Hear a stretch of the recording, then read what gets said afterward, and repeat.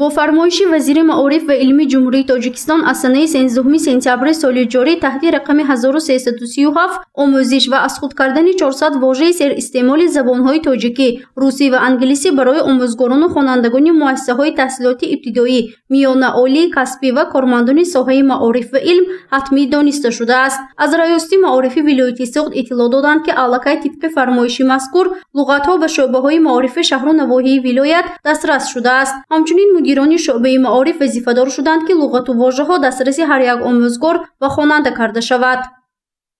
همین 400 لغتی سر استعمال زبان‌های تاجیکی، روسی و انگلیسی را ما دسترسی شعبه‌های معارف گردانیدیم و در یک وقت شعبه‌های معارف وظیفه‌دار کرده شدند که این دسترسی هر یک خواننده گردانند تا با شکل کتابچه کیسگی برآمدنش ما علاقه شکل‌های الکترونی اون رو پهن کردیم که خوانندگان علاقه از امروز سال کرده آمادگی بینند.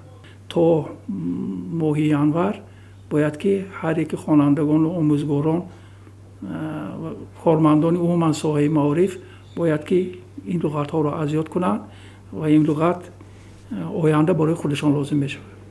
مهلت آموزش و از خود کردن لغت‌ها تا سنه 31 دکامبر سال جاری معین شده است. هدف اساسی قبول فرمایش مذکور این چقدر آموزاندن فن‌های روسی و انگلیسی و خوانندگان و جلب هرچه بیشتری آنها به زبان آموزی محسوب می شود. برای بی‌خطا و با تلفظ درست از خود کردن واژه‌های سر استعمال آموزگاران زبان‌های روسی و انگلیسی به خوانندگان کمک می‌رسانند.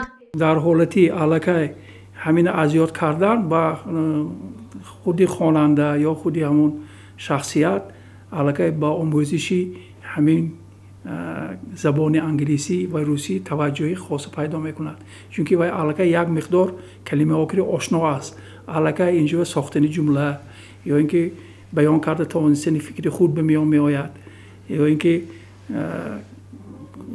سوال دهد یا یگانجا برود علاقه این کلمه آکری آشنا و از همون مضمون جمله یا از مضمون سخن علاقه چی میخواهد همون شخصی پرسیده ایستاده یا اینکه به وی جواب میگرداندگی علاقه این بسیار کمک میکند.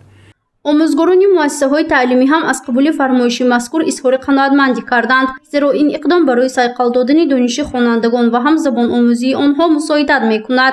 معاون دیرکتور عاید به تعلیم و تربیه مؤسسه تعلیمی رقم 16 شهر خوجند راحت عارف جانوه میگوید که برای خوانندگان و آموزگاران مؤسسه این یک پدیده نو است و آنها را وظیفه‌دار میکند که برای آموختن و آموزاندن فن‌های روسی و انگلیسی کوشش به خرج دهند.